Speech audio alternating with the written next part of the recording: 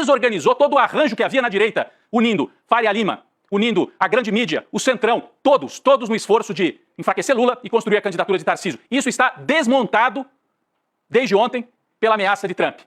E qual é o maior sinal, o maior sintoma dessa crise na aliança da direita em torno de Tarcísio? Primeiro, a fala do Tarcísio voltando atrás hoje. E segundo, surpreendentes editoriais na mídia de direita de São Paulo, que está articulada com os empresários da Faria Lima, criticando Tarcísio, criticando Trump e defendendo o governo brasileiro. Vamos ver o Estadão, hein? Que é o jornal talvez mais conservador do Brasil. A gente tem aqui o editorial do Estadão. Coisa de mafiosos é o título, atacando esta unidade entre bolsonaristas e Trump contra o Brasil. E diz aqui o editorial do Estadão. Trump decidiu castigar o Brasil em razão dos processos movidos contra o ex-presidente Jair Bolsonaro.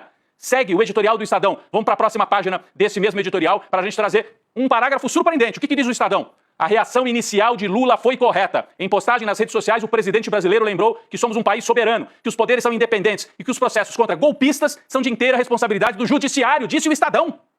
Então desfez essa meleca que o Tarcísio tentou ainda organizar num primeiro momento e ainda surfar, mas não deu certo. E por último, diz o Estadão aqui, eu vou trazer um trecho com crítica direta ao Tarcísio de Freitas.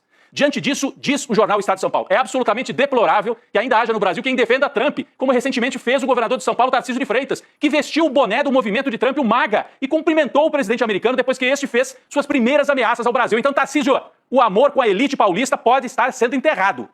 A Folha de São Paulo, cujo proprietário é um banqueiro, Luiz Frias, também escreveu um editorial. Olha o que diz o editorial da Folha. Chegou a hora de lideranças como o governador Tarcísio escolherem de que lado estão. Ou bem Tarcísio defende os exportadores paulistas e a soberania brasileira, ou continua posando de joguete de boné de um agressor estrangeiro e da família Bolsonaro, cujo patriotismo de fancaria se dissolve e se transforma em colaboracionismo diante da perspectiva da cadeia. Chamou Bolsonaro de colaboracionista com a agente estrangeira e cobrou Tarcísio. Então, editoriais da grande mídia detonando Tarcísio de Freitas. O ministro da Fazenda, Fernando Haddad, deu entrevista hoje a um pool de jornalistas e canais progressistas em São Paulo, organizada esta entrevista pelo Centro de Estudos Barão de Itararé, do qual eu tenho orgulho de ser um dos fundadores. E nessa entrevista, o Haddad falou sobre o tema. Separamos aqui um trecho, vamos assistir.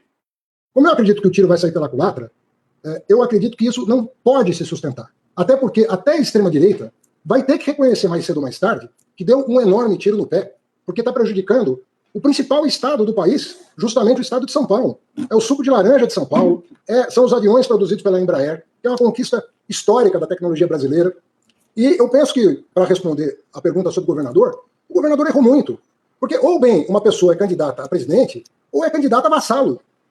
E não há espaço no Brasil para vassalagem. Desde 1822 isso acabou. Então o que está se pretendendo aqui?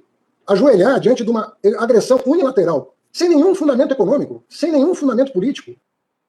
O Fernando Haddad respondeu a pergunta do jornalista Luiz Carlos Azenha, dizendo que Tarcísio de Freitas age como vassalo, a palavra é essa, vassalo, como é que ele quer ser candidato a presidente do Brasil.